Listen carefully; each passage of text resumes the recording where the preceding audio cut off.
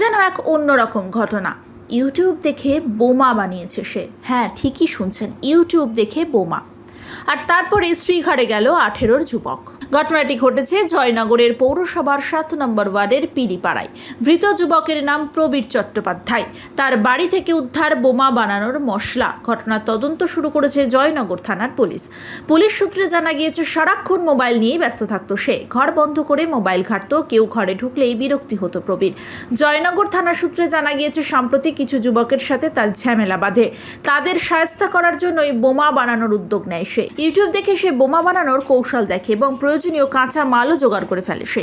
তারপরে এলাকাতে পরীক্ষামূলকভাবে বিস্ফোরণও ঘটায়। মাঝরাতে এই বিস্ফোরণের ঘটনা ঘটে। আচমকা এই বিস্ফোরণের ঘটনায় এলাকার বাসিন্দারা রীতিমতো আতঙ্কিত হয়ে পড়েন। আতঙ্কিত হওয়াটাই স্বাভাবিক। তবে এই ঘটনায় কেউ আহত হয়নি। ফাঁকা জায়গায় জঙ্গলের মধ্যে বিস্ফোরণ করা হয় বলেই জানা গিয়েছে। ঘটনার তদন্তে নেমে অভিযুক্ত প্রবীরকে গ্রেফতার করে জয়নগর থানার পুলিশ। পুলিশ সূত্রে জানা গিয়েছে প্রবীর পুরীতে কাজ করত, মাঝে মধ্যে সে বাড়ি আসতো। সম্প্রতি বাড়িতে এসে এই ঘটনা ঘটায় সে। অভিযুক্ত যুবক জেরায় জানায় ইউটিউব দেখে বোমা বানানোর বিষয়টি শিখেছিল। ভাইয়ের কি নাম? প্রবীর চ্যাটার্জি। ওর কি খুব মোবাইলের নেশা ছিল?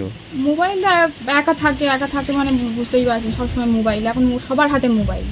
আমার মেয়েও একটু সময় পেলে মোবাইল নিয়ে হাঁটাহাঁটি করে। আপনার ভাই কি করতো? ভাই তো পুরীতে কাজে ছিল, তো সবে এসছে, 1 সপ্তাহ মতো হয়েছে। তারপরে কি ঘটনা ঘটেছিল? আমি তো অত জানি না, আমার শরীর খুব টায়ার্ড ছিল। আমি ওষুধ খাচ্ছিলাম, ঘুমের ওষুধ খাচ্ছি, আমি ঘুমাচ্ছিলাম। সেদিন রাতে কী হয়েছে আমি কিছু জানি না। কোনো শব্দ টব্দ পেয়েছিলেন? হ্যাঁ, আওয়াজ পেয়েছিলাম, ওটা একটা সাউন্ড পেয়েছিলাম, একবারই আমি পেয়েছিলাম একটা সাউন্ড। তারপরে পুলিশ অ্যারেস্ট করে নিয়ে গেছে নাকি? না, এখানে আমি জানি না। আমি বলছি না, আমি ওষুধ খাচ্ছি, আমার ঘুমিয়েছিলাম। আমি জানিই না।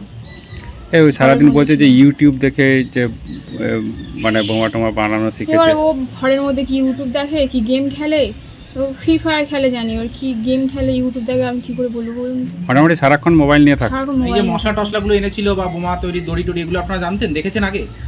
না, কোনোদিন দেখিনি। ও ঘরে কাউকে ঢুকতেই দেয় না। ওটাই আমার ভাইয়ের ঘর।